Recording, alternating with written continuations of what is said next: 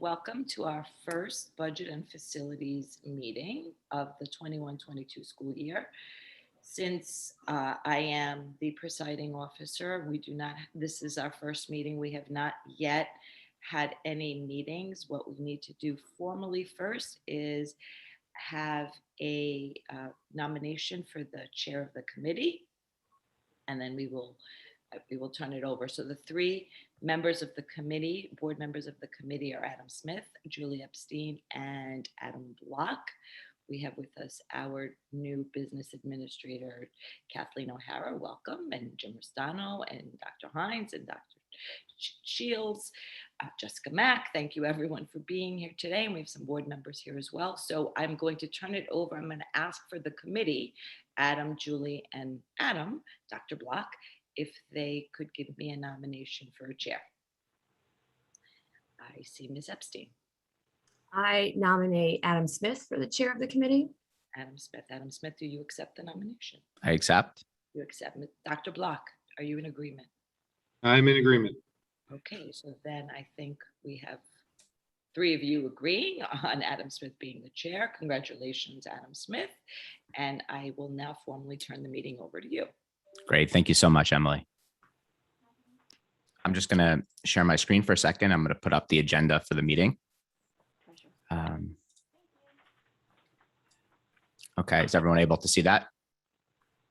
Great. So we have a fairly busy agenda today, but in order to respect everyone's time and try to keep this, to an hour and a half tops, we'll try to go quickly through the topics. Number one, we just completed, is a nomination of the committee chair. Number two is we're going to have a brief discussion, hear from the staff and the board members on what we'd like to see as the priorities for the committee for this upcoming year. Number three is, I believe Mrs. O'Hara has prepared quite a detailed proposal for what the calendar will be for the budget preparation and selection of the committee dates. After that, we'll go into an update on the use and the balance of the ARP funds. We'll then talk about the Hurricane Ida recovery. As everyone knows, there was pretty significant damage to the school buildings, and we have some insurance issues to talk about. And lastly, we'll get a brief update on transportation operations. So I'm going to turn off the screen share and we'll go right into the discussion of the committee priorities for the upcoming year. So does anybody from the staff or the board committee want to kick this off and talk about what they'd like to see happening, where our priorities are that we need to talk about? Julie, go ahead. So I know tomorrow evening we're having our board goals. So I hope that we will also make sure that whatever committee priorities we have will align with the board goals that are decided on, or the district goals that are decided on tomorrow. However, moving forward, I would like to see that our committee priorities have a focus on our facilities and grounds, as well as we look at what some of the new ARP monies have done and what will they do for our operating budget, and include that in our discussions moving forward. Those are two of my top things. Great. Those are fairly aligned with mine as well. Dr. Block? I don't have anything else to add. Okay, great. Dr. Hines, you must have something for this one. No, actually, Julie stole my thunder as well, Mr. Smith, as far as definitely thinking about tomorrow night. And I want to make sure that it's congruent, which I believe it is, as far as district goals. But, to Jim's credit too, facilities has done an exceptional job, certainly over the years. And I think the more that we continue to focus on it, the better off we will all be. In my 2 years here, we've focused on roofs quite a bit. So I'm sure we'll continue that conversation moving forward as well. Great. Thank you very much. I saw Mrs. O'Hara, you were raising your hand. Yes, so Jim and I have been touring the buildings, just trying to assess the shape of the buildings, and the roofs is something we still need to complete. I believe we have a couple left, Jim, right?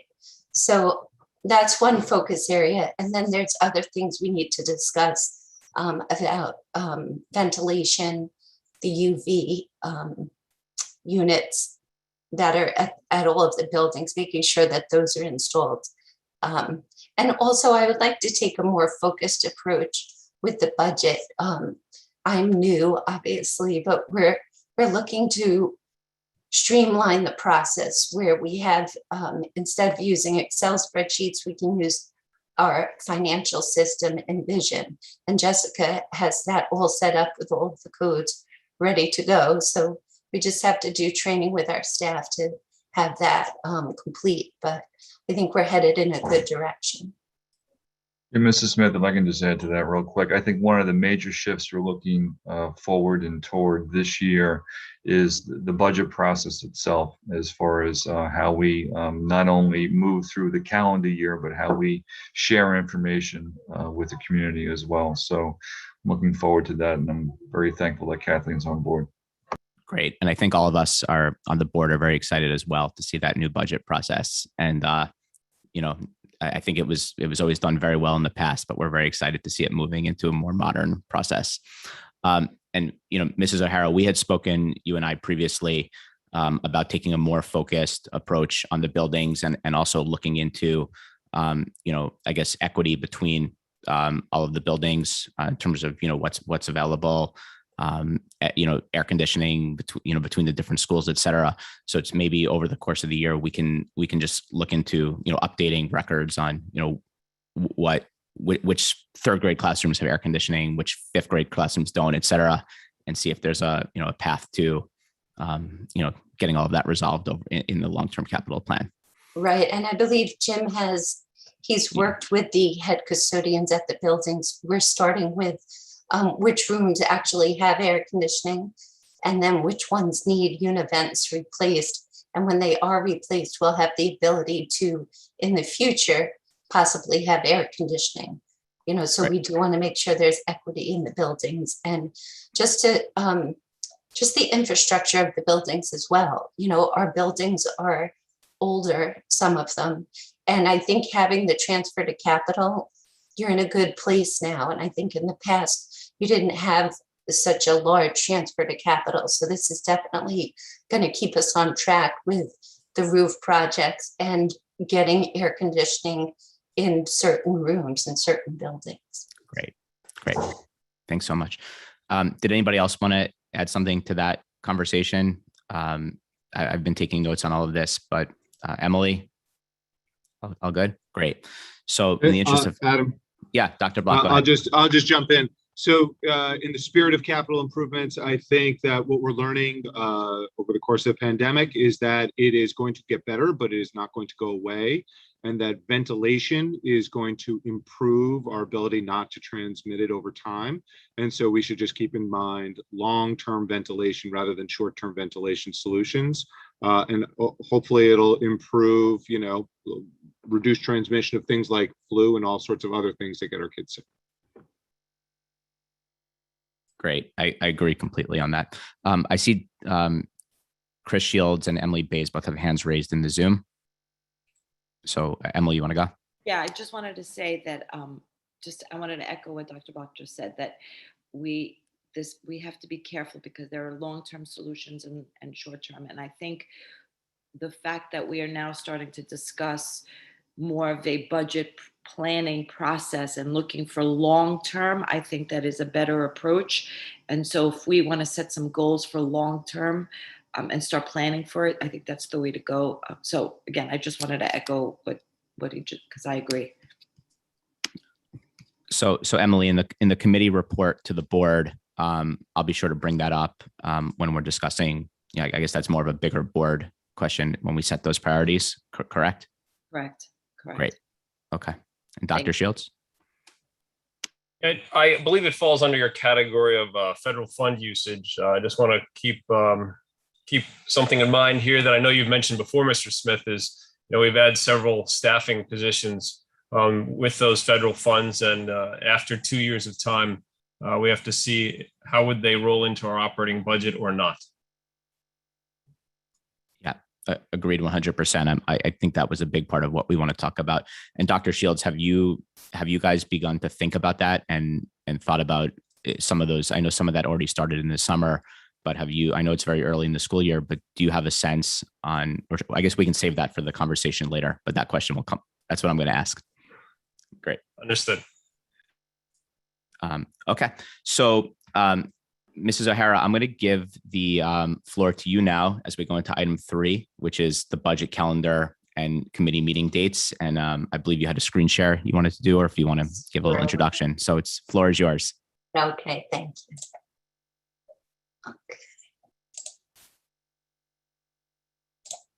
So this is the proposed budget calendar, and it shows that the budget vote is actually May 17th. Let's see if I can move this up. So May 17th is our budget vote, and everything basically works back from there. We're looking to actually have the board adopt the budget on April 12th, so we can move forward with it. This lists the first published notice of the hearing and all of the legal things that are required. We have 2 work sessions scheduled for February 15th and March 22nd. Now, this is the way it's been done in the past with just a couple of work sessions. So this is something I really wanted to speak with the budget committee about, the possibility of adding more work sessions so that we can have more presentations by perhaps the building administrators and the different functional areas, based on what the committee would like to see and what the board would like to see. So can we maybe open that up for discussion now so we could get your opinions and your perspectives? Absolutely. I'll give my opinion and perspective first on that.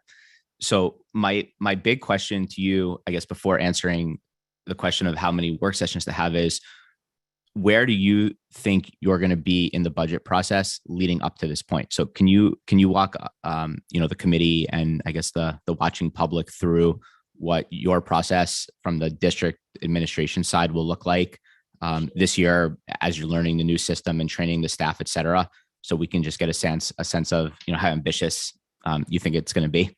Sure. Yeah. So Jessica Mack has already established all of the user permissions for all of our building level people, all of the administrators. So what would happen is they would start putting their budgets in probably over like the Christmas break, around there. By the end of January, we should have a really good look at what is actually going to be proposed and what the requests are. So then after January, we would present it to the board and give you kind of the first draft of what the budget might look like. Now that's going to have all of the different initiatives that the building administrators see that they need. So that's going to have a lot of discussion about where can we reallocate funds from possibly, and how important different initiatives are for the students moving forward. And how does that relate back to our mission and vision of the school district and what goals the board has set out. So, but prior to that also, I would be working with all of the administrators as well as Dr. Hines and Dr. Shields and Dr. Miller. So, it's a process that's going to be long, but it is something that's good because it's going to have us look at all of the various functional areas and the buildings. Got it. So realistically speaking, you made a comment about how the initiatives that the administrators would like to see are going to tie into the mission and vision, et cetera. Are you thinking that this year there's going to be a lot of holistic changes, or are we still really talking it's going to be very iterative from last year while the strategic plan is developed, et cetera? I'm imagining it's the latter. It's the latter. Yeah, for sure. And if I can just take this moment, I know Julia raised her hand, just to reiterate too, I know there's a lot of variables that come into play from January up until April, May. So we have to know what the tax cap is. We have to know what the number is as far as, what the percentage, the levy percentage is. So there's a lot of things to consider too, as we're formulating what we want to see next year. So we stay within the cap itself. Go ahead, Julie. Thank you, Dr. Hines. So my question is just really related, similar to what Adam said when you asked about how many work sessions are needed. In the past, we have not necessarily done a deep dive into our different areas or initiatives, meaning maybe just a focused work session on instructional needs and a focused work session on facilities, a focused work session on each individual school and or non-instructional. And from your expertise and knowledge and how you've laid it out in the past, are you looking that we would move into that direction, is have more focused work sessions where we would do those deeper dives? And if so, how many categories do you foresee us needing? Because I think that would help us back into the number of work sessions if that's the direction the board wants to go. Right. So what I was envisioning is maybe 2 more work sessions, and it doesn't have to be just one. You could have all of the elementary schools present, because they wouldn't be big, huge presentations, because I'm hoping that these budget committees, that these budget and facility meetings are where a lot of it will be discussed. So then when it gets to the board, we will have had a comprehensive discussion about it, and then it can be presented. So, but I kind of wanted to get the feel of the committee and see what you are feeling. I would just add to my question, sorry, Adam, that I'm in support of adding more work sessions and having that more in-depth conversation as you're suggesting. Dr. Block? Do we need more work sessions? I don't think it would hurt. I mean, I think to add to it, we have 3 new board members. And so while we are somewhat familiar with the process and somewhat familiar with the really line items, to me, when you're looking at a budget, it's really how this divides into line items. I think it can never hurt. I also might recommend that we do essentially a budget, like an informal budget work session with the old budget prior to even the start of the process. In other words, like this past year's budget we do together, so that when we start the work sessions going forward, we have a good feel for the budget. Great, thank you. So I'm in agreement as well. I think, Mrs. O'Hara, that the more meetings, that not to waste anyone's time, but if you think that more meetings are going to be helpful, I would certainly say that I think it would be an improvement, and that we can all put our heads together and try to, make sure that we get the best, most appropriate budget that we possibly can for the next school year. So we're certainly willing to put in that time. Julie, question for you procedurally. Since these meetings would be happening after November, presumably these would be also public meetings that would have to happen in person. Because I was thinking, if we're going to have all the elementary principals, for example, virtual is probably a better format just to arrange calendars for everybody. I think right now we just have to put the dates on the calendar. Remember, we are allowed to remain virtual under the governor's executive order until January 15th. And So I think we should plan as if we are virtual. And then depending on the order, we'll have to make a decision and pivot in that regard. Got it. And to the extent that the order, what I guess my question was, these meetings would classify under the open meeting law as these work sessions? That is correct. Yes. Okay, great. That was my question. Okay. So are we at a point, Mrs. O'Hara, that we'd be able to actually set dates now, or now that we've told you that we are willing to have these additional sessions, would you want to go back and propose a calendar? I leave that to you.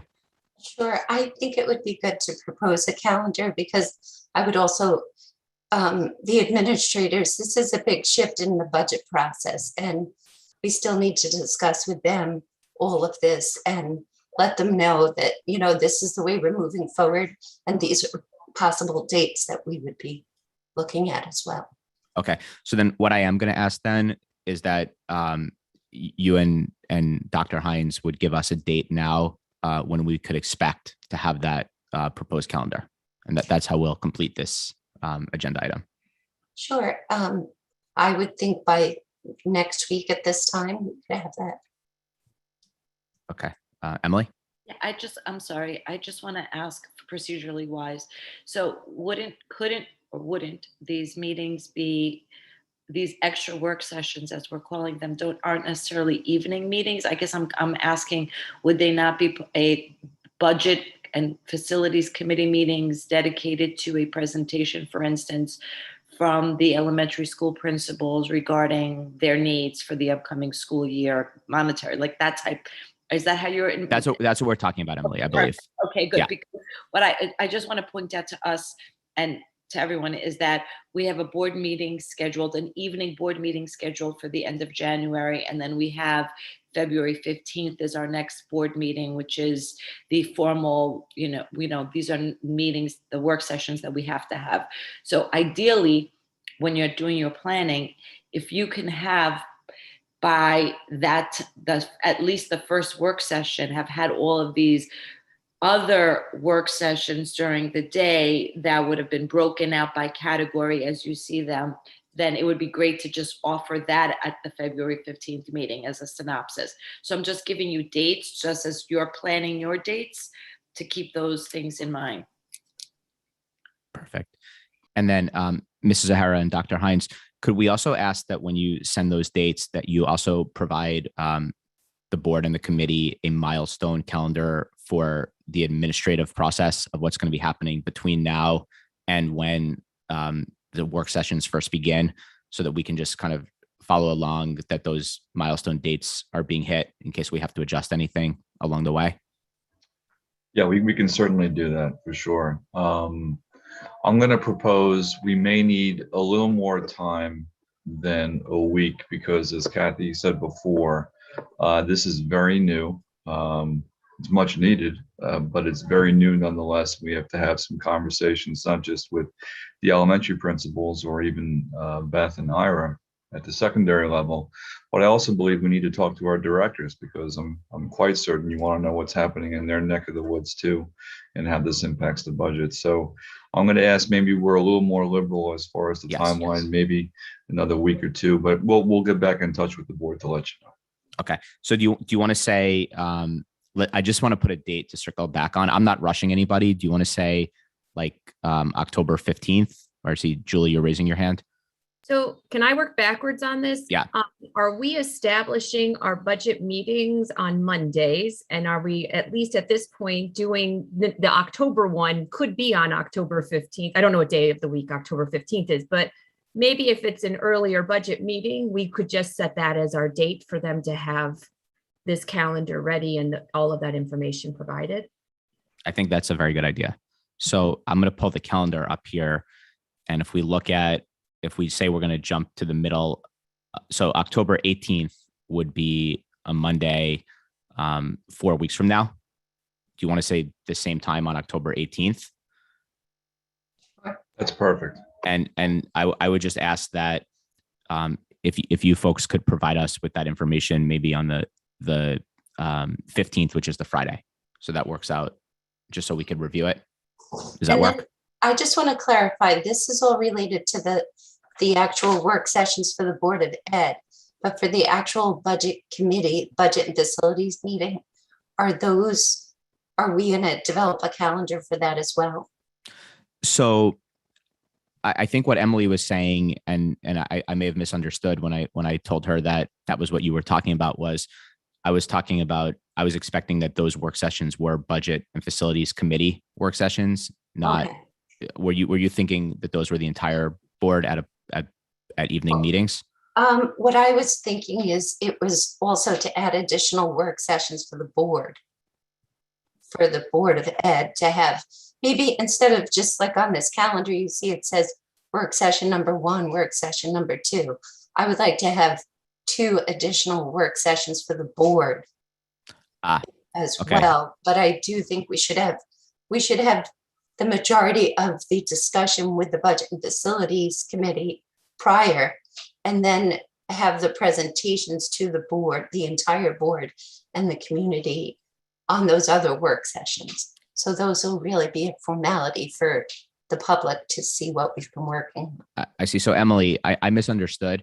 I was thinking that we were talking about additional meetings of this committee do you want to add additional entire board work sessions?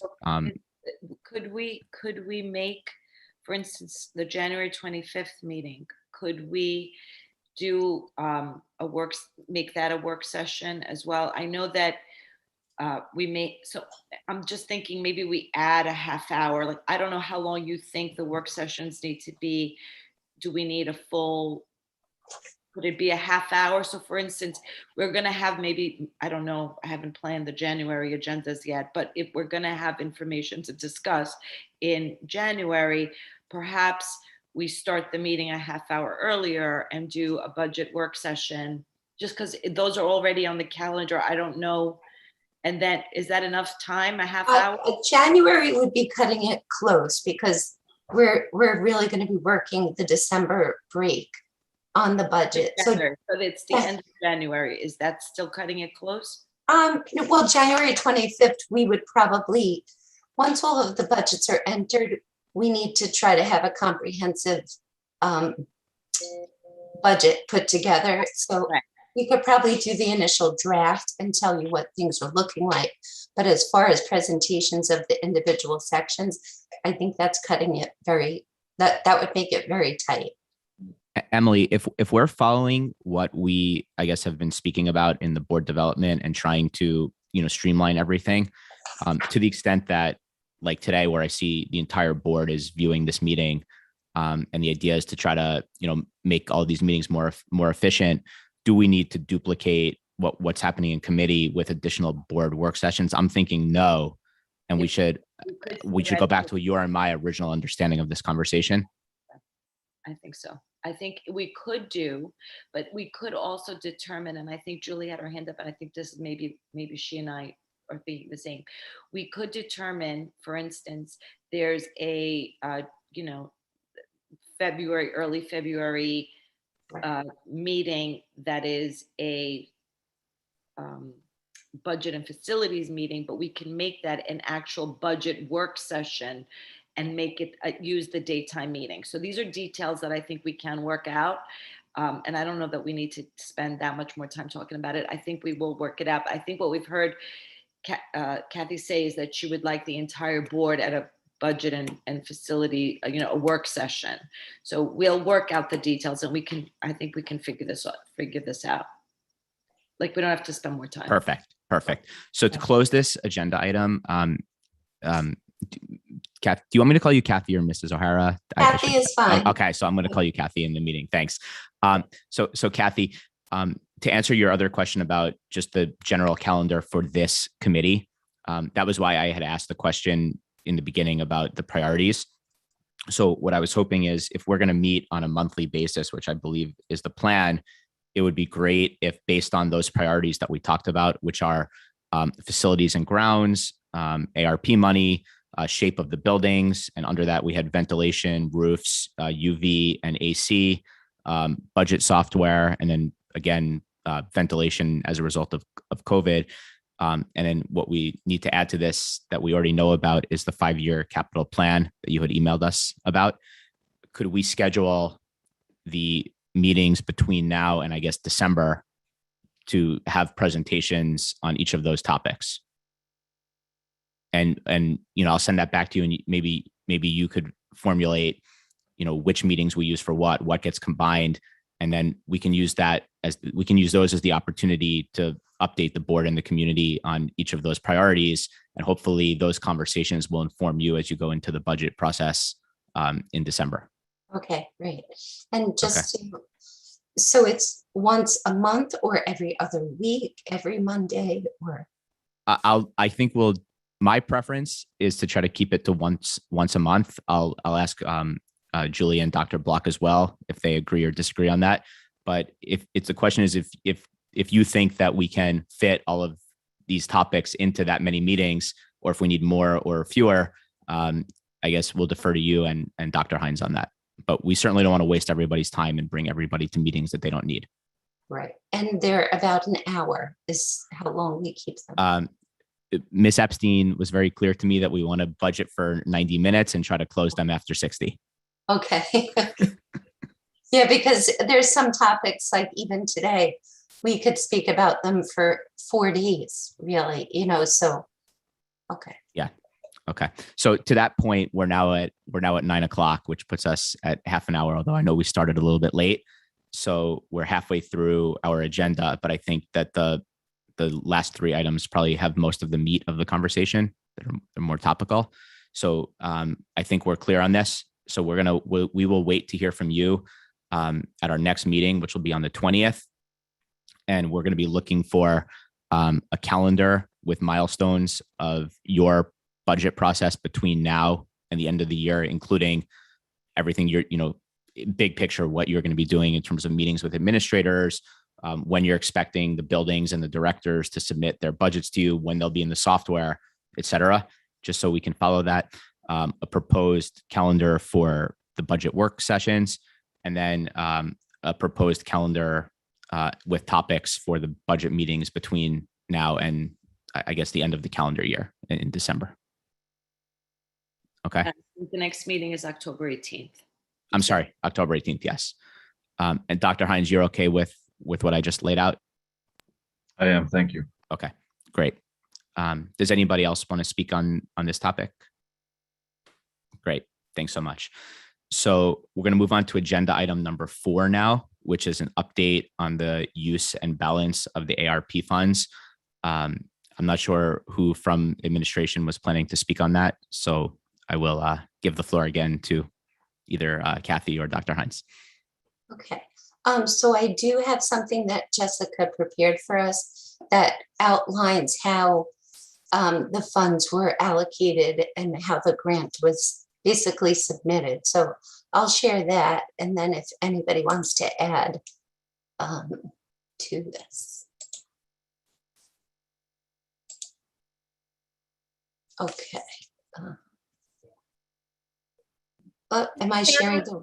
Is there a way you can just like zoom that in a little bit or zoom out so that it's bigger, right? Zoom in so that it's bigger. Can I maybe, what are you seeing? Are you seeing the budget trust? We see the PDF window. If you see on the bottom there, it says 75%. If you want to just change that to like 150 or move your mouse down and you see it says 75.5 there.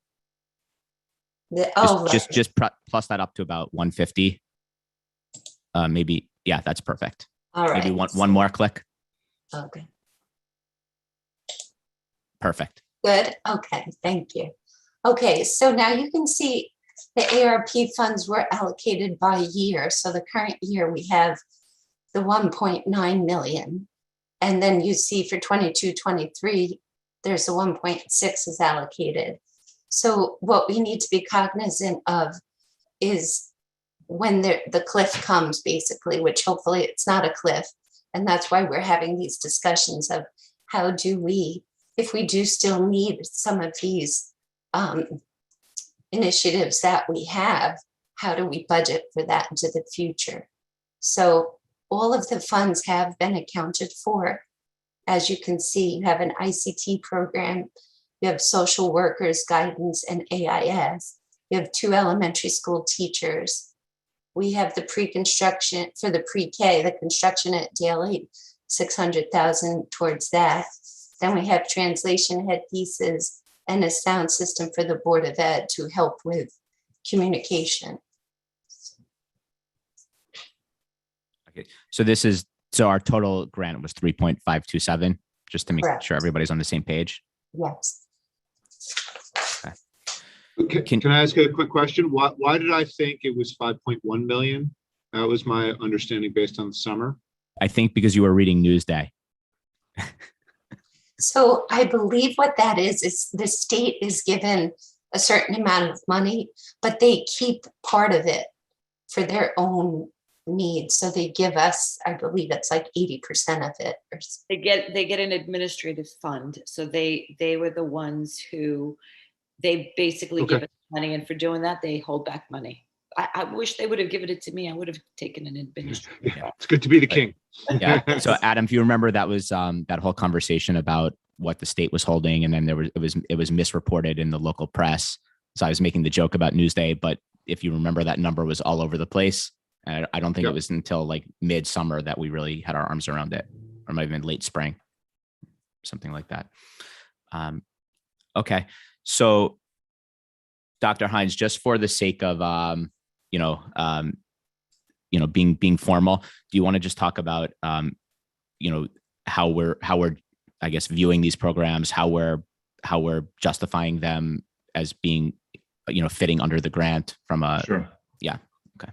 Yeah. So I think I heard this theme earlier before, the short term and long term, right? So I'm just going to go to the bottom and work our way up from this list. Clearly there were some concerns, and it's been for years, regarding the sound system. So starting tomorrow, because they're coming in today with advanced sound, we'll have a new sound system that will be very helpful. And that the impact for that is it helps the whole district. So therefore we can justify the expenditure of those funds. And it's not a reoccurring expense as well. So when we talk about future forward, it's something that we don't have to consider for future budgets. The same thing for translation pieces. These are something that we've focused on, or I've heard about for a number of years, is they allow within a school setting for translating to take place, whether it's at meetings that we have in large groups, even though I know COVID kind of put a little monkey wrench into this, but it was our attempt, one of our many ways of actually trying to correct the fact that we were bridging our school community as far as having them, meaning our families who speak other languages, come here, and we have an interpreter. She speaks or he speaks into a device, and then the person on the receiving end can have it translated in real time. And we have now one in each of our buildings. This actually first came up in one of our diversity meetings many years ago, and now we actually have that in place for all of our buildings, and we have a set here in district office as well. But again, this is not a reoccurring theme where we have to expend this moving forward into future budgets. The daily pre-K construction, because it's been placed on hold for so long, what happened over time is whatever we budgeted for from that standpoint, the expenses increased. And so what some school districts have done is, because they want to use it as one-shot expenditures for these types of funds, this is a great way for us to do that, to plug a hole from a construction standpoint, as opposed to, going into the general fund to pay for this. We can use these funds. And again, because it focuses on the environment, it focuses on the school building itself, we're allowed to use that. And again, this won't be a reoccurring theme as well moving forward, which is good news. We won't have to continually pay for that piece. Now, to bring us back into time over the summer, we had some class size concerns regarding some of our primary grades in two different schools. Just because of what took place over the summer, where it was getting close to the threshold of what we would feel is educationally sound as far as class sizes, again, especially at the primary level, I should say I made the recommendation to create two extra sections in two different schools. So with that being said, we took the funds from this grant. Now again, because we're thinking about longitudinally what will happen, what may happen, a lot of things can happen over the next several years. Clearly, we'll probably have more retirements take place. We will also look at, for lack of a better term, looking at other sections and other buildings if and when we have to address class size concerns, especially at the elementary level. We can look at different schools if the class sizes are lower and look to move teachers instead of adding teachers to the budget. So I don't want us to get too hung up on what that expenditure is 2 years from now, because I think we will be able to even that out. But when we look at our ICT program, which is the top of the list, and we look at our social workers guidance and AIS, I still think there is some flexibility when it comes to AIS as far as moving forward.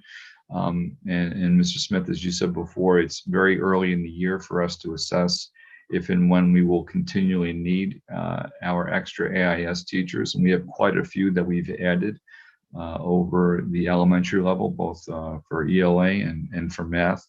But if I had to take an educated or make an educated guess right now, I don't think we will need them all after this grant has expired.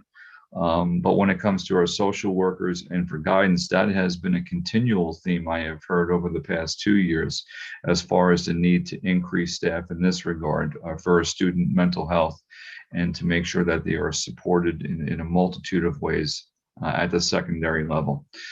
So that is something I'm happy to report, but that is something I think that we have to consider and think about as we begin to plan our future budgets after this grant has expired.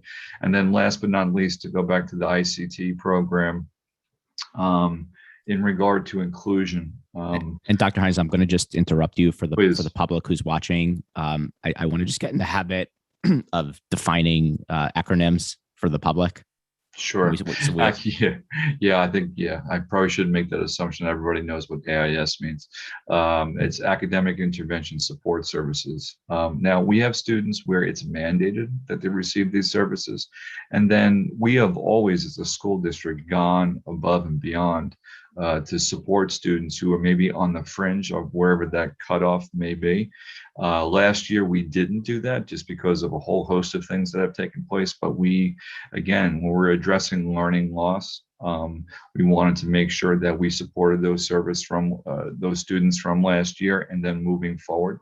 So we added quite a few AIS, academic intervention support teachers, in 2 different content areas, like I said, for English language arts and for mathematics.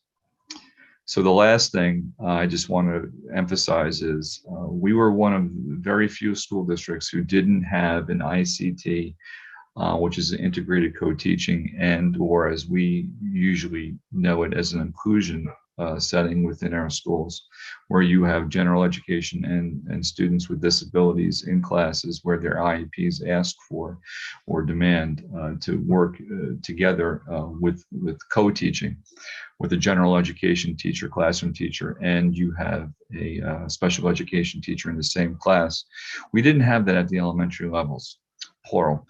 We had that at the secondary levels, but not the elementary. And so, to this board's credit, we have moved forward, and I'm very thankful, and I think many families are very thankful too, where we now have ICT classes. We're phasing it in over 2 years, as you'll see. This year, 21-22, we have 3 sections, and for next year, we are looking at for the last 3 grade levels, and then we will have ICT programs K through 6, which is really, I believe, fundamental for any school district. So that will be a reoccurring cost that we will need to consider as we focus on our general budget. And I would say for the social workers and for guidance, that is something we will need to consider moving forward as well. So I hope that kind of encapsulates kind of where we are right now. And I'll be happy to answer any questions that I can moving forward. That's great.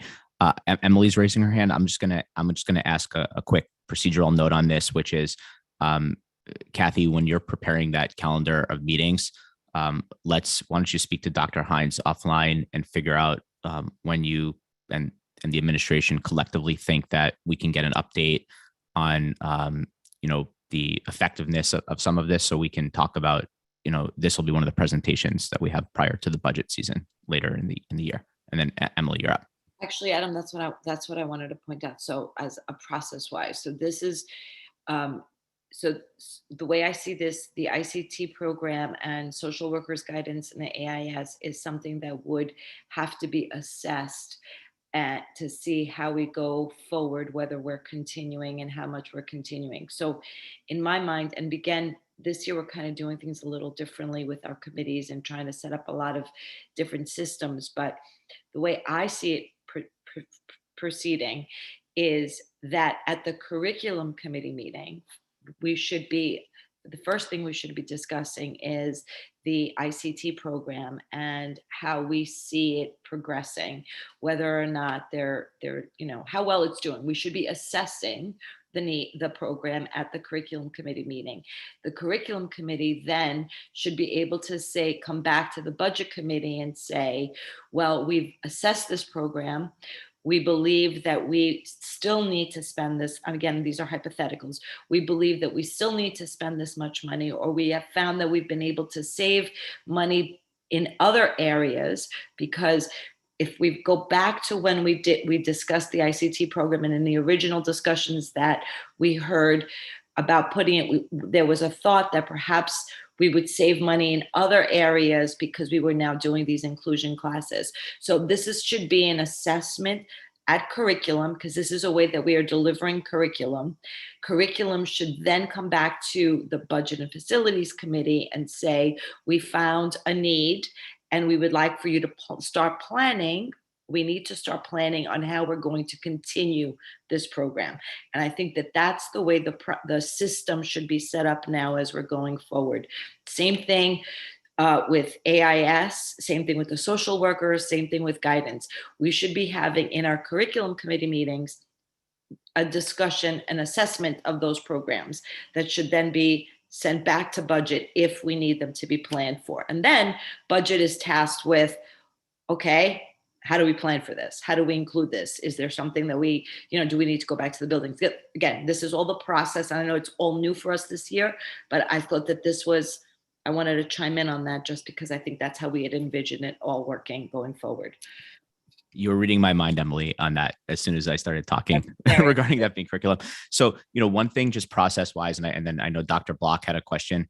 Emily, should we think about either at board development, or if it's a topic for the public meeting, that everyone on the board is aligned on what each committee is doing, so that the committees can go off and work in their own environment, and then we come back to the board and nobody is surprised?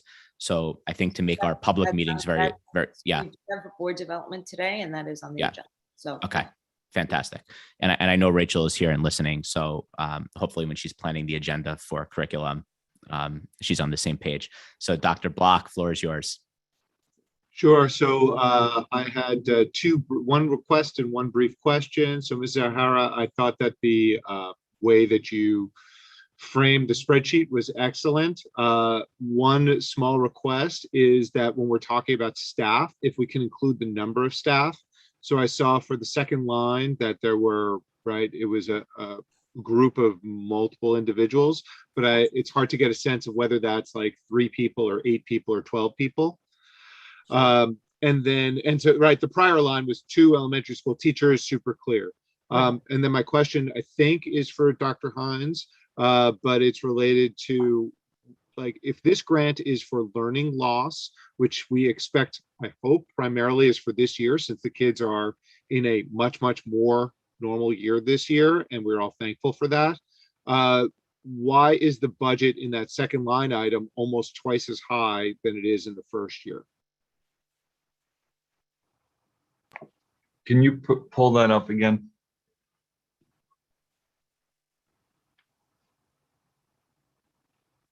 So I think part of the reason why it's so high is because you still have to factor in the initial salaries from the first year. Sorry, I closed it, so just give me a second. Yeah, that's all right. No, so when you look at the ICT classrooms and you look at 3 teachers, it costs, we'll see what that costs when the spreadsheet comes up. And then when you factor in another 3 teachers, that's 6 teachers total for the second year, as opposed to just 3 for the first year. As far as the second column, I would have to see what that entails. Yeah, I think what it was, Dr. Hines, was in the first year, it showed about $500,000 cost for that item. And then in the second year, it showed about 900,000. Yep. So, and then the other one, I think, was went from 300 to 600 for the ICT. And the IAS was the one that was about 5 to 9. So I think what Dr. Block's question is, and actually I'm going to take over here and ask my question, which I think plays into it, is this grant, and this is a question, were there specific parameters by which these funds had to be spent? And is there a point at which we have to justify it? Number one, and then number two is, that being the case, how do we justify, using these funds for what look like they're growing, growing programs effectively? Sure. So I'll address the part of the question. I think Kathy can help me address item 2. The first thing is the parameters were very liberal. When we looked at the bullet points, and that was purposeful, by the way, because a lot of the learning loss that the federal government and even New York State was focused on was really how do we address our most vulnerable populations. So you think about our ENL students, you think about our students with disabilities, and even students, like I said, who were on the fringe before. It allowed us to factor in how the environment impacts them, how the potential for more programming impacts them, and then of course if we needed to address the number of bodies in the classroom to fund those programs and what that looked like. So we made sure that we looked at all those factors, and then we budgeted accordingly. Just to go back to the ICT classroom, though, as you can see from 21-22 to 22-23, I think it's pretty clear that you're just adding bodies there.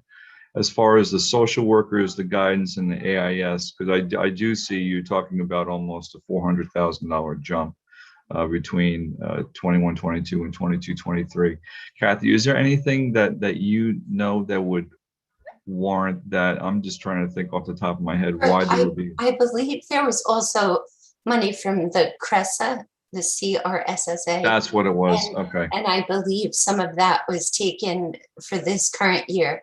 And in 22-23, you won't be using that. So that's kind of why it jumps up.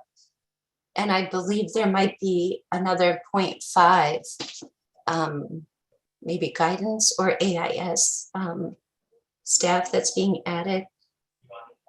And by the way, and I just want to be very clear about 22-23, as we've spoken about before, and I use this term probably a little too often, things are set in sand, not set in stone.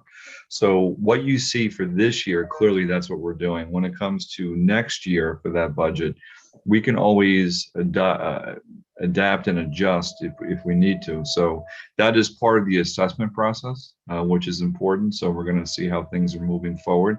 And that 965,779 may be a little bit less when it comes to what we're looking to budget for next year. Got it. And then Dr. Hines, the Board of Ed has received some inquiries on COVID related topics from some community members. And some of those emails referred to federal grant money that was available for testing or COVID measures, et cetera. I just wanted to ask if there was additional money besides this, or if this is that same bucket they're talking about, is question part 1. And question part 2 is, being that we have all of this money now spoken for, do we have a slush fund for, any sort of COVID mitigation measures that may come through executive orders or changes, et cetera? Kathy, you want to take a stab first, and then I'll close that question. Well, first of all, never say slush fund, because we don't have slush fund. Sorry. Sure. Yeah. We do have, Jim Restano has some funds for different PPE things related to COVID, but we really believed that COVID was going to not be such an issue this year. So we really don't have money that's just hanging around to address COVID. So it would have to be taken from somewhere else. Is that something to reconsider before we're pre-allocating, all of these grant funds? Question. Yeah. So I think as we plan for next year and we see how this year unfolds, and I think we've done a really good job thus far as doing that. Yeah, I think we do. We may have to adjust certain things to compensate for any additional expenditures that may come our way that are COVID related.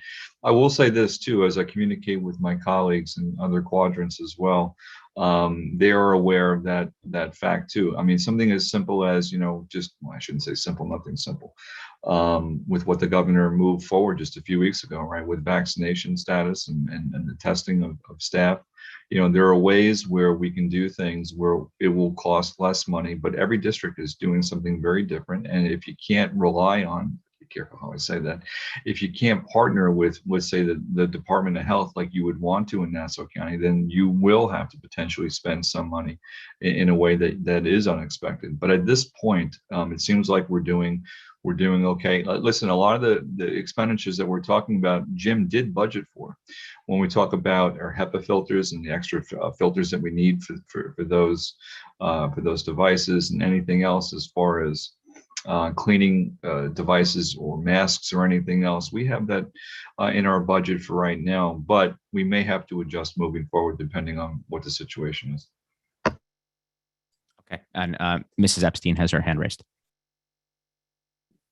Thank you. So my question actually, Ms. O'Hara, you started to allude to it. So over the summer, or I guess in June, we presented our ARP funds. And I know right now we are speaking strictly about ARP funds, but there were some ERISA or ERSSA and CRISA funds that we received and we implemented programs with over the summer.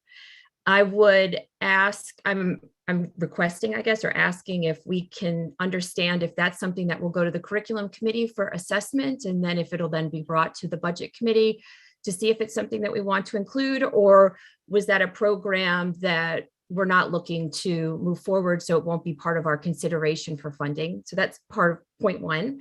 And then my second question is, as far as other outstanding grants related to COVID monies, as Mr. Smith was asking, does that also include, I know that ARP funds then did something with the FCC, and there is a technology grant that is out there that school districts can apply for.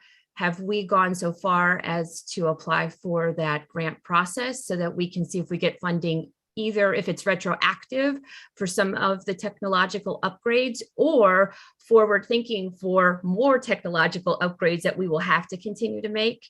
Have we pursued that as far as additional monies are concerned? All right, so that was a question with 4 questions.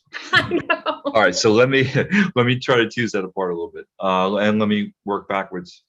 So from the technology grant that you're discussing, it's something we haven't pursued, but we've had conversations within district office. So we're not any further along that continuum, but we will get there very soon. As far as the other programs, and summer school will be one of them that we've spent money on. That is something that may or may not be reoccurring moving forward. And so the assessments that we have right now are taking place, and I know we want to share them with the board at some point. We're probably thinking at the October meeting, if that's, that's something the board would need to discuss, and then we would assess to see where we are from there. But you're right, Julie, there are certain things that we haven't discussed yet that we may be able to, look at funds in a different way moving forward, and we can have a report for the board about that.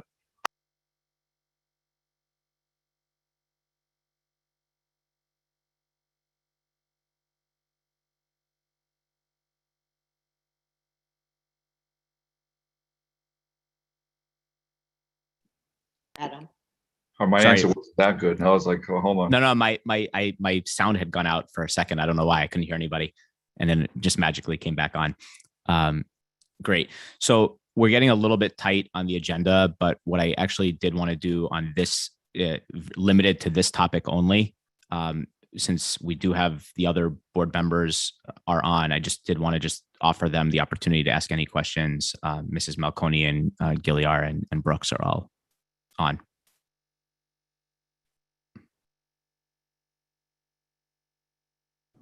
I'm okay right now, but thank you for the offer, Adam. Great. Okay. And I'm going to take it. Go ahead, Mrs. Malconi. No, I said thank you for the offer. I'm good as well. Okay. And I think Deborah had texted me something, so I think we're okay. Great. So moving right along to the next agenda item, which is the Hurricane Ida recovery update. And we'll try to keep this fairly brief, but effectively what we wanted to talk about today is, anyone who has a student in any of the buildings knows that pretty much every building was significantly impacted by the hurricane. Mrs. Kathy, if you don't mind, I have a screenshot of the estimates from Belfour Restoration, which were listed under executive content. But if you're okay, I'd like to just put those up on the screen. Sure. Great. So Just doing the simple math here, if you look at the high end of the estimate, we're talking about $3 to $4 million of damage just from this most recent hurricane flooding situation. I don't think we need to go into in this meeting, the specific damage in each building. But what I would love is if you could just talk about, we're aware that the flood aggregate insurance for the district was $1 million, but we believe that, which, significantly exhausted by this estimate. We just want to get an update on number one, if we think we're going to be covered and made whole through FEMA is number one. And number two, being that our insurance is now fully exhausted, have there been any conversations or should there be any conversations? And I know it's going to be very hard with flood insurance, the way it's priced right now. Should we look at increasing our limits, buying additional insurance this year? Because otherwise we're effectively self-insured until July at this point. Yes, and I have had conversations with our nicer representative, and that's exactly what he suggested. So I will have that conversation and present that to the board as well. There are different kinds of insurance. We also have property insurance, which they're reserving about $500,000 for that as well, related to roofs leaking. We also have inland marine policies for software items, AV equipment. So we're working with the insurance company to get as much coverage as possible. Jessica and I have a webinar on the 23rd with FEMA, and Jessica has already spoken with our FEMA representative about the damages and the loss that we've incurred. So we are hopeful. FEMA has been really terrific in reaching out to people and helping them. So, and I know that a lot of our community has also suffered loss to their property. So we are going to find out what we can do for our community as well as the school district. So some of the FEMA representatives, they're still getting briefed from their superiors about the funding and what the process should be. So. Okay. So am I hearing you correctly that through some type of, cost segregation of the damage, that we think we may be able to bucket some of the damage into other policies so that we may get above that $1 million? That's what our consultant suggested. And he said, we're looking out for you. We want to work with you as much as we can. So NYSER and Belfour have been terrific with the whole process. And we're fortunate to have them. Okay. And what would the timing look like for getting pricing and making a decision on increasing limits? And then procedurally, to Julie or Emily, what would the process be for evaluating and approving that? I assume that that's a general board, not a budget committee. Okay, nodding your heads, yes. Okay. So Mrs. O'Hara, when do you think you could have an update for the board on that? Just because I get nervous whenever insurance limits are exhausted. I'll speak with him today and I'll let him know that we want to move forward with a quote and see what the coverage would be and how much we could have. Okay. And just to set everyone's expectations, I think that right now on Long Island, flood insurance is probably going to be very costly. So, we'll have to make that decision. Yeah. Okay. Did anybody else want to ask any questions or talk about this topic? Anybody else from the board? So I'll just jump in that I think there's an opportunity here to discuss this, legislatively. In other words, with our advocacy, because this is something that we expect to continue to happen.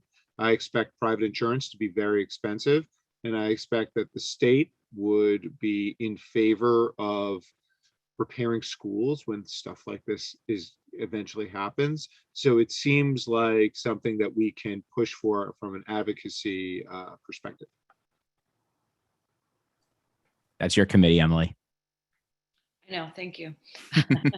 No, I think that advocacy always with the state works. I think though that just thinking the way that the state has been speaking in the past, they'll refer and say that FEMA has stepped in, and so we should be getting our funds back from FEMA in this particular case. But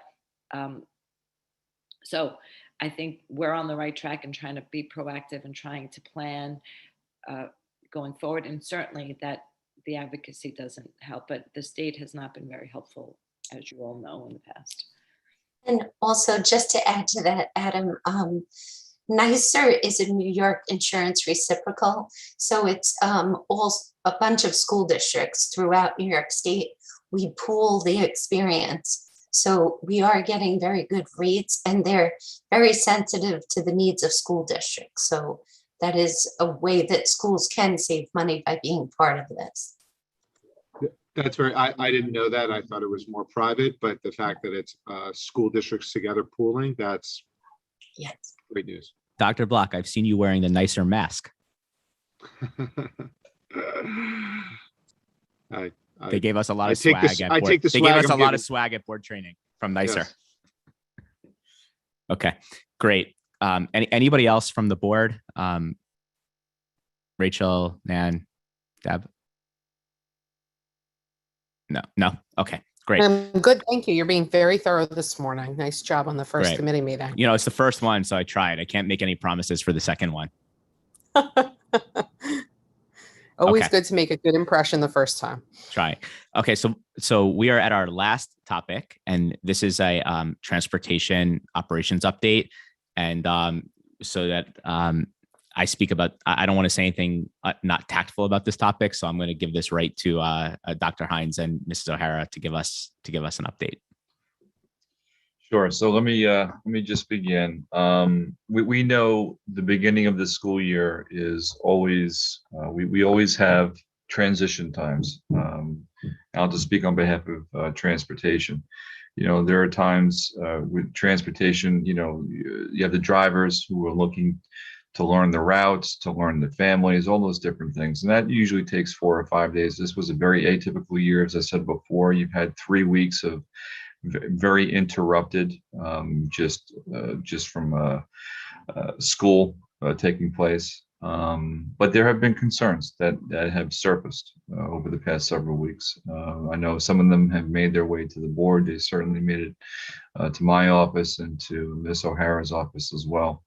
And so I've asked Ms. O'Hara to meet with Robin Allen, who is our transportation director. And I'm going to pass the baton now because they've done some really positive things to address some of these concerns. And again, some of it's short term, some of it's long term, but I think we're definitely moving in the right direction. So, Ms. O'Hara. Sure. So Robin and I both met with the transportation, the contractor, Pierce Bus. We let them know what our concerns were. We actually went to 2 of the buildings. We went to Guggenheim and to Salem to review the dismissal process, because the dismissal process is a key part of children getting on the buses correctly, or if they're walking, just for accountability. So that was one thing we've done, we've looked at, and I've put together preliminary procedures that should be followed. And I'll be working with the building administrators just to have uniformity. We're also meeting this Wednesday at 10 o'clock with the bus drivers from Pierce, and we're just going to reiterate our safety plans and how we expect children to be masked, the windows to be opened, and what the procedure is should a child get on who shouldn't be on that bus. What would be the procedure that's followed? So I think that we're going to see a lot of improvements. Also, one of the suggestions I had is for Ms. Allen to actually go to the buildings the first couple of days of school to review the process, because right now she's fielding a lot of calls. So if we can have someone else taking those calls while she's at the building, she can see for herself what's happening and hopefully increase the communication, because if something is delayed, we need to have the communication process working more efficiently. I've also spoken with our technology people about an app that's called Here Comes the Bus. So once we can have that, we need to speak with TransFinder to have the 2 systems talk to each other, basically. And we're hopeful that parents will see where their bus is for their student, and that will help alleviate some of the concern. Great. Thanks so much for the update. Kathy, one thing, at the caution of making sure that we stay in our lane, so to speak, as board members, and I don't want to step on anyone's toes. I see Emily making a face.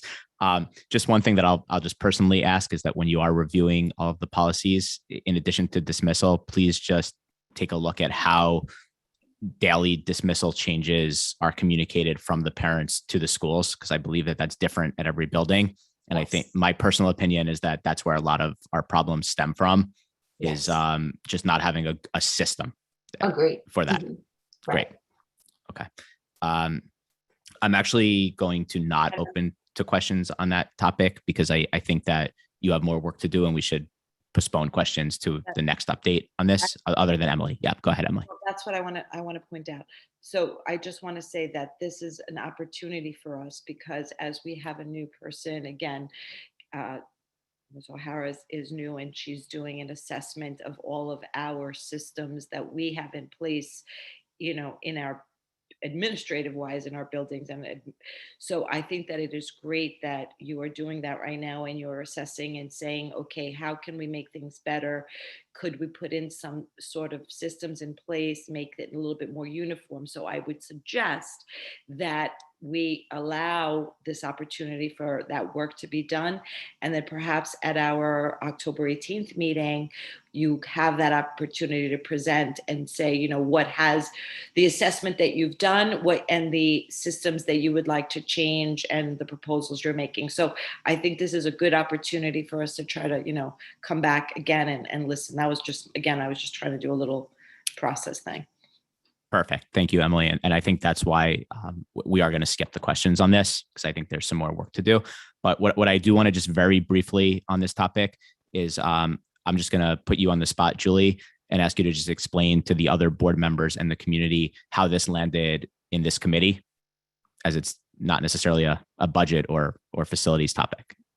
Well, ostensibly. It's a budget facilities operations topic. So as you can see, Mrs. O'Hara, as that is her responsibility, transportation falls under that, and therefore it falls under budget. Although the topic is budget and facilities, we deal with daily operations as well. So that's how it falls under our heading and our responsibility. Perfect. Thank you very much, Julie. So that clears the agenda, and we're actually under 90 minutes, but we do now need to open to questions. Number one, I'm going to ask anybody on the committee if they have questions or new business. Then I'm going to go to the board, and then we'll open to the community. Does anyone know if there's anyone from the community on? Yes, there are. Okay. Members, it appears that we have, sorry, I have to move my screen over here. We have 5 attendees. Okay, great. So if anybody from the last chance for anyone from the committee, and then I see Mrs. Gilliar has her hand raised. So I'm going to close the committee questions, and Mrs. Gilliar, go ahead. Kathy, I just wanted to thank you for doing sort of a forward-thinking assessment on the busing as well. And I don't know the details on Here Comes the Bus, but it seems to me that if we can judge the book by its cover on that, that's something that the parents will be really, really, really pleased to see as an addition. And in addition to adding, convenience and certainty for parents, it seems to me it adds a level of safety too, if there is no uncertainty about when and where your bus is arriving. So thank you for working on all of this, and I'm looking forward to seeing the continued update. Well, thank you. You know what it is too? I don't want to make it seem like certain schools are not doing things well, because each school does have positives to their process. So what I'm looking to do is kind of combine all of those positives and make it just hum a lot better. So I think that's a really important point to dig in, is that nobody thinks that any of the schools in particular aren't doing things well. I think the concern is that it's been somewhat siloed, and not in a bad way. It's just that each building operates independently, but we do have a district-wide transportation system with dismissal between the schools for after-school programs, et cetera.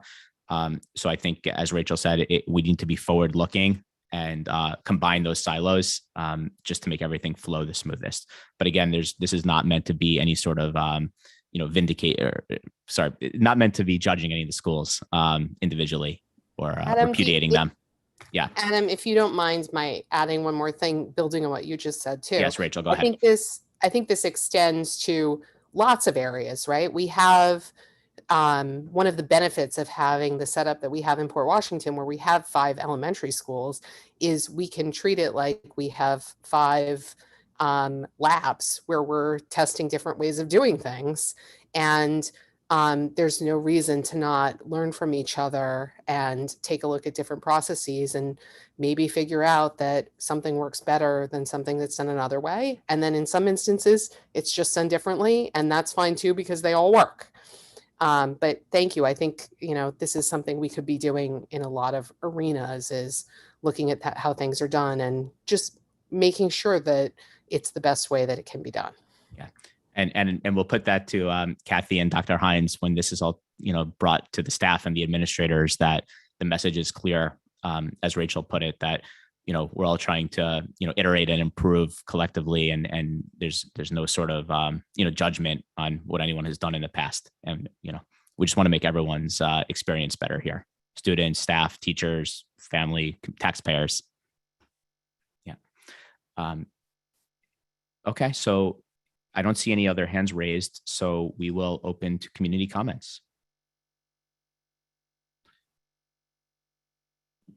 Adam, can you see Okay. our attendees? You see I the- do, and I see right now I see Mrs. McLean has her hand raised, so I'm going to Mrs. McLean. I'm going to press allow to talk. So as soon as you do that, you should be able to unmute. So it's been clicked. Go ahead. Hi, Regina McLean. I'm the president of the Port Washington Teachers Association. I'm hoping you can hear me. We can hear you, Mrs. McLean. Okay, great. So I just wanted to thank you for bringing up the air conditioning issue at the schools. I think you all know that it's extremely challenging in some of our hotter classrooms to concentrate on learning and teaching when you are so uncomfortable. And that would go for both the teachers and the students alike. So I hope we will look at, particularly for some of our hotter classrooms, there are ones that tend to be hotter than others. The other thing is Dr. Hines brought up class size, and I'm really glad that we're going to be looking at class size. I do hope that we take a closer look at the high school class sizes. As of right now, I did a quick count, and we have 12 classes above the Board of Ed limit right now. And just a little history for those of you who are new on the board. In 2013, the school board changed the class size policy, and they increased the number of maximum class size pretty much across the board all the way. I think kindergarten was the only one that wasn't changed. So when you see that you have 12 above the current class size policy, it means that there are many more that in years past would have been also above the class size policy. So I really hope that you take another look at that and really look at the class size policy as well. And this is a budgetary issue, so that's why I am bringing it up. So thank you very much for allowing me to speak. Thank you very much, Mrs. McLean. Anybody else from the community? Adam, have a quick? I'm sorry. Oh yeah, go ahead, Emily. Sorry, of I course. just again, because Ms. McLean brought up a topic about class size, and I just want to remind the board process-wise again, because there's some of us that are new to this whole process to begin with. The board will be receiving sometime in the near future a list of classes that are above the allowed class size. We will also be receiving a list of classes that are below the allowed class size, and we as a board have the opportunity to either approve that or not. So just again, process-wise, yes, there are classes that are above the class size. Typically we get it. I think Dr. Shields, is at the end of September that we start to look at it, or an October meeting? I don't remember exactly when, but we will all be given the opportunity to comment on that as well.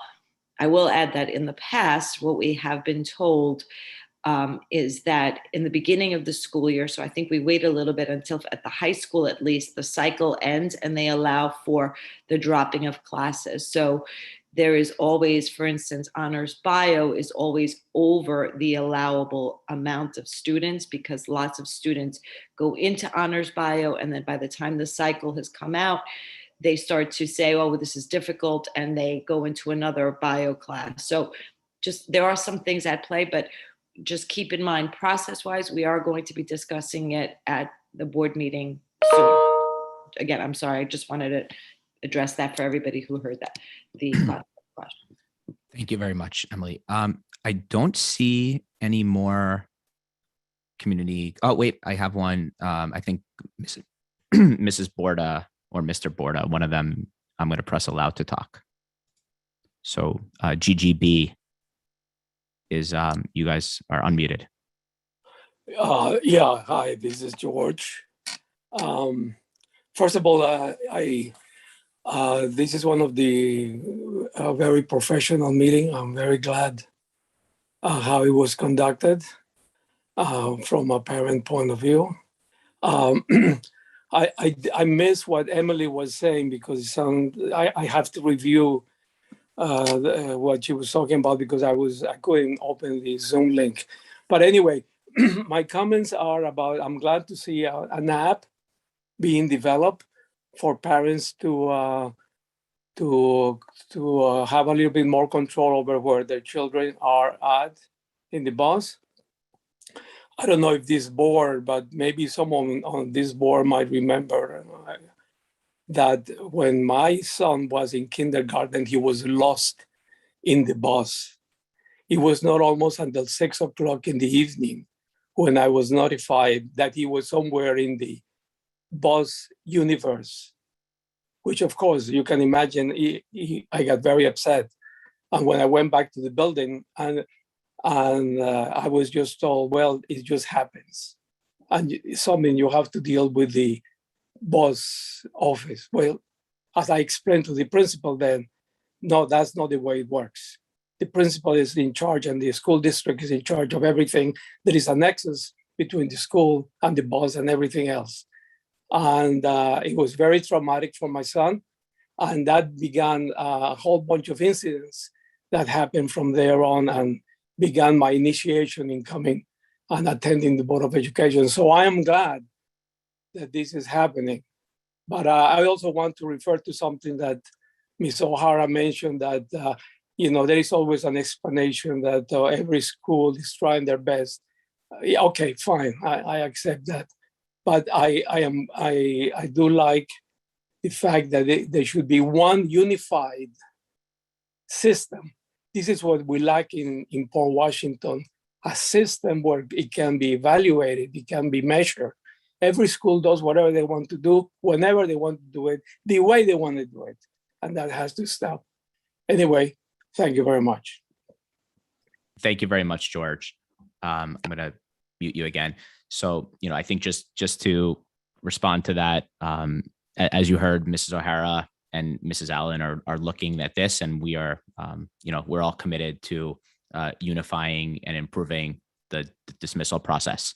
So, everyone who's listening can rest assured that that's a priority for the administration and the board and the buildings. So, does anybody else? I see a Natasha S. has their hand raised. So, Natasha, I'm going to use your first name because I don't see a last name. I'm going to allow you to speak. So the floor is yours.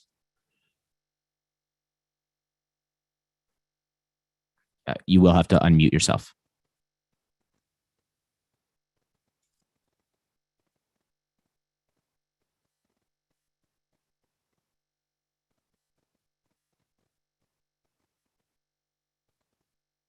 So Natasha, you'll have to unmute yourself.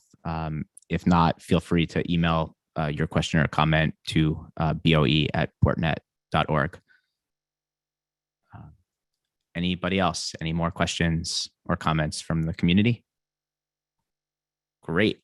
So I believe that wraps up our first meeting, and we thank everybody who tuned in from at home. And I want to thank the committee members and the board members and the staff who gave us their time. And with that, we're going to end the meeting.